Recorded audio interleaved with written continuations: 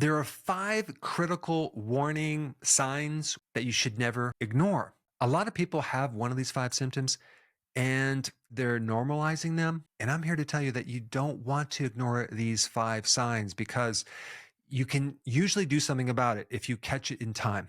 Far too often when you go to the doctor, they just basically treat your symptom. What's causing your high blood pressure? It could be this or that. Here, just take this medication. High cholesterol, take this medication. Arthritis, take this medication. I am more interested in finding the underlying root cause so I don't have to take medication the rest of my life. So let's start with number 1, chronic fatigue. You could be fatigued chronically from so many things. If you have anemia, that could be either low B12 or iron. I was chronically fatigued for many, many years, and I was taking tons and tons of vitamins, thinking that's going to help me.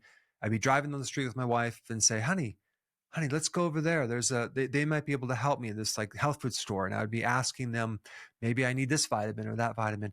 I'm here to tell you that the vitamins will not work for various symptoms unless you correct the diet. There's a basic diet that I recommend that will handle a lot of problems to the point where you might not need any vitamins at all. It wasn't until I started having protein for breakfast that I really had this realization that, wow, that's the protein that I needed that just totally woke me up. Another cause of chronic fatigue is low vitamin B1. If you're deficient in B1, you're going to have a lot of racing of the mind, thinking about problems before you go to bed, restless leg syndrome. You're going to have a lot of nervous energy. Chronic fatigue could come from a tick bite. This microorganism in these ticks, they downgrade your vitamin D receptors, very sneaky, leaving you with the inability to use vitamin D3. If you have a liver disease, heart disease, autoimmune disease, that's involving a lot of inflammation. And then let's say, for example, you've checked all these things and nothing is working. There is a small, rare chance that it could be something more serious, possibly cancer, probably not, but you can always get an assessment to rule that out. Number 2, sudden weight loss. It could be any number of things. It could be hyperthyroidism, and that can actually speed up the thyroid and cause you to lose weight. Also, type 1 diabetes can cause weight loss. A disease with your adrenal glands where they're kind of shutting down called Addison's disease also could cause you to lose weight. Parasites can cause you to lose weight. Number 3, persistent weakness. This could be iron. You could be anemic. It could also be as simple as not having enough sodium. Low sodium will cause weakness, but you can also be weak if you're low in magnesium, vitamin E, and then potassium deficiency can also make you weak. Number 4, chronic diarrhea.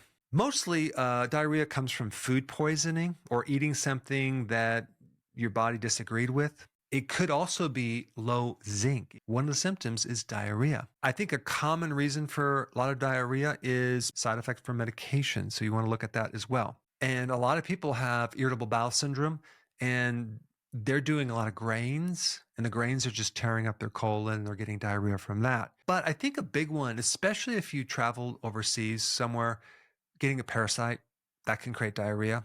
In which case, when you get back, you need to take a probiotic, a strong one for a long time to fix that problem. And then number 5 is persistent stomach or abdomen pain. I would start eating better and then get rid of the junk food, okay? That should handle 95% of the problem right there. If it doesn't, suspect other reasons, which could be coming from a gallstone or a kidney stone. And you won't be able to tell the difference unless they do an ultrasound or some other test. And so a kidney stone too is not always felt in the back part. It could be felt in the front as well.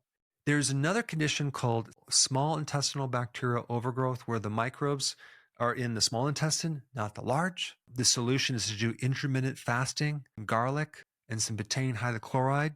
But this is all generated from being very, very sick. With the abdomen, you could have like appendicitis. You could have a parasite. I mean, it could be cancer, rare.